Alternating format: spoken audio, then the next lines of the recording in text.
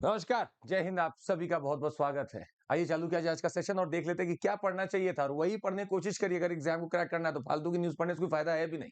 आइए देखते हैं। और आज आपको बता दें, कल है हमारा चैंपियनशिप।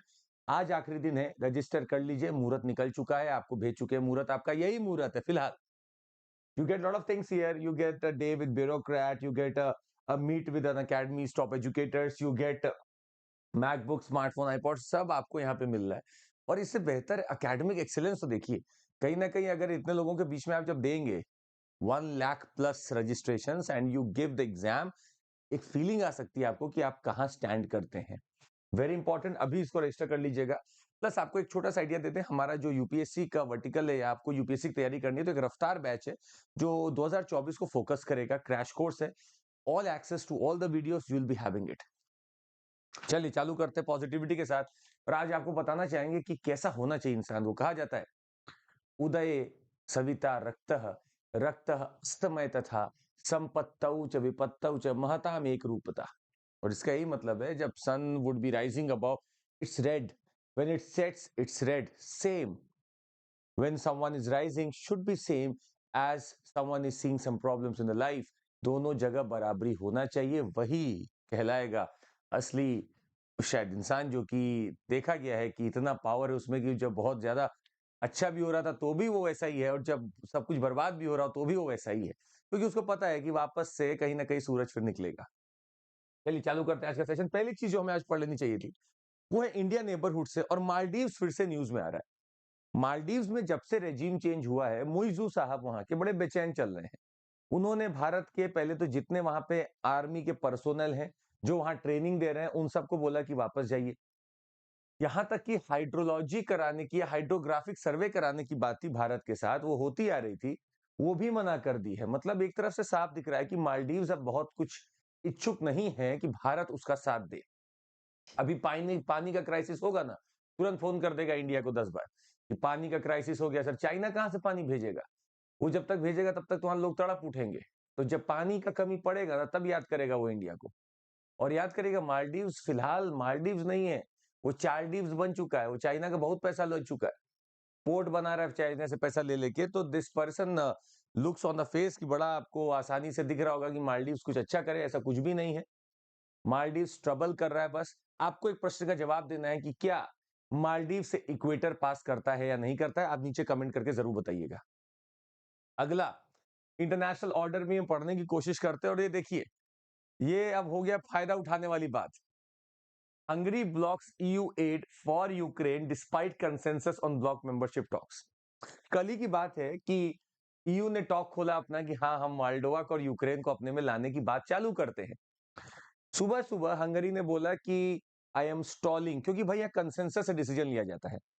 हंगरी यूरोपियन यूनियन का मेंबर है, और इसने स्टॉल कर दिया कि कोई एड नहीं जाएगा हंगरी के पास, सॉरी यूक्रेन के पास। क्यों नहीं जाएगा? क्योंकि मुझे अभी तक जितना कमिट किया गया पैसा ईयू द्वारा वो मुझे नहीं मिला है। तो जब तक मुझे नहीं दोगे, मैं आपको उसको भी नहीं देने दूंगा। अच्छा, हंगरी एक पुराना दोस्त है रशिया का। अब इसके पीछे एंगल रशिया का है कि नहीं, ये तो अलग बात है, ये देखना पड़ेगा। पर फिलहाल विक्टर ऑर्बन, जो ऑर्बन है, वो एक तरफ से साफ कर चुके हैं कि भाई देखो, जब तक मुझे पैसा नहीं मिलेगा मैं किसी और को भी लेने नहीं दूंगा। तो बात वही है कि जो मेरा हो नहीं सका वो तेरा हो नहीं सकता। तो जो मेरा नहीं हो सका है वो आपका भी नहीं होने दूंगा। ये हम नहीं बोल रहे, विक्टर ऑर्बन बोल रहे हैं हंगरी के। जरा कमेंट करके बताइएगा तो कि हंगरी की एक कैपिटल है बुडापेस्ट, इससे कौन सी नदी निकलती है? कमेंट करके बताइएगा। अगला, इंडिया वेस्ट एशिया में हमें आज कुछ पढ़ना था। Time honoured connect that will help bridge the gulf. तो ब्रिजिंग करने के लिए गल्फ के लिए दो तीन चीजें यहाँ सामने दिख रही हैं। और पॉइंट ये है, like we have lot of things coming by now. Time honoured commitment का मतलब है कि इंडिया ओमान की बात की जाएगी यहाँ पे। और ओमान अभी फिलहाल भारत के प्रधानमंत्री 2018 में ओमान गए थे, बड़ी डील साइन हुई थी। अब ओमान के अगर कोई हमारे यहाँ आ रहे हैं तो हमें भी कुछ ना कुछ करना चाहिए। ओमान हमारे लिए क्यों इंपॉर्टेंट, ये समझना होगा। ओमान में हमारा एक पोर्ट भी है जिसका नाम है दुक्म, DUQM। उस पोर्ट पे हम स्ट्रैटेजिक लोकेशन उसका है इतना कि हम अरेबियन सी पे कमांड रखने के लिए दुक्म पोर्ट पे अपना पूरा वहां पे रखते हैं मिलिट्री बेस। यही नहीं, ओमान में ठीक ठाक डायस्पोरा है भारत का। ओमान से हमारे रिश्ते आज से नहीं बहुत समय से चलते आ रहे हैं और ओमान ने हमारा बहुत जगह साथ दिया है। ओमान गल्फ काउंसिल का वो मेंबर है जिसने हमारी बहुत बार मदद की है।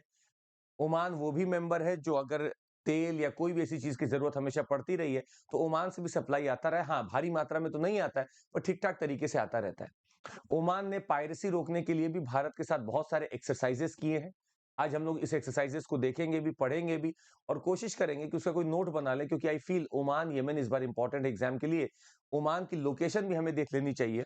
अब आपसे छोटा सा प्रश्न फिर से, क्या ओमान से ट्रॉपिक ऑफ कैंसर पास करता है या नहीं करता है? आप जरूर कमेंट करके बताइएगा। और आज हमें पूरे पेपर में, विश्वास मानिए, इतनी ही चीजें दिखी जो हम पढ़ पा रहे थे, बाकी इसमें पढ़ने के लिए कुछ और हमें अलग से दिखा नहीं। तो आज के लिए शायद 3 ही न्यूज़ दिखी थी कि कई बार क्या होता है पेपर में बहुत सारी न्यूज़ होती है, कई बार 3-4 ही न्यूज़ होती है। तो आज बस हमें इतना ही देखने को मिला है। आपको बता दें कि आपका extension is going on, unbox अभी कर सकते हैं, अभी आज इसका अंतिम दिन है। You can save up to 50% plus you can have up to 12 months of extension. CMC code याद रखिएगा, CMC code. And this foundation batch is already started, you can go ahead with this. Plus last mile, ये उनके लिए जो इस बार दे रहे हैं interview, आप उनसे भी जुड़ सकते हैं। And this is your EMI वाला फैसिलिटी, तो मतलब आपको अगर लगता है कि मुझे ईएमआई देकर लेना है तो आप ईएमआई का फैसिलिटी भी इसमें अपना सकते हैं। That would be all from my side. Thank you so much, take care, जय हिंद। अपना ध्यान रखिएगा और निरंतरता ही सफलता की कुंजी है, जो निरंतर है वही सफल है। जय हिंद।